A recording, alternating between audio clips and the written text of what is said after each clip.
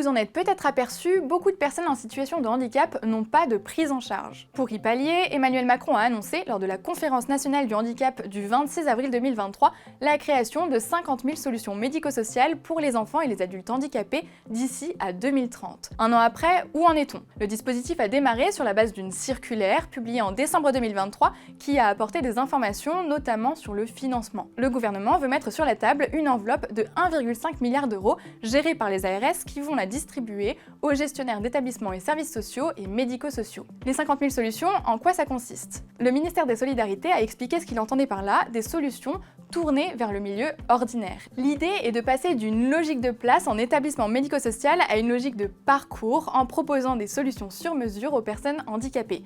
C'est ce qu'on appelle la société inclusive.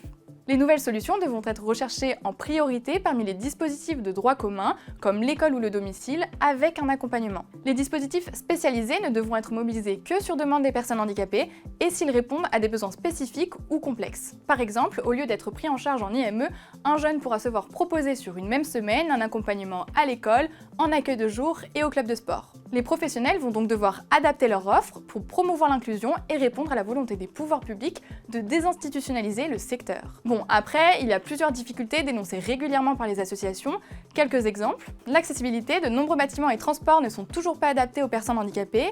L'école, dans les classes, il manque des AESH pour accompagner les élèves. On le voit bien, ce tournant demande non seulement des moyens financiers, mais aussi des effectifs en nombre suffisant et des professionnels formés à ces nouveaux modes d'accompagnement modulaires.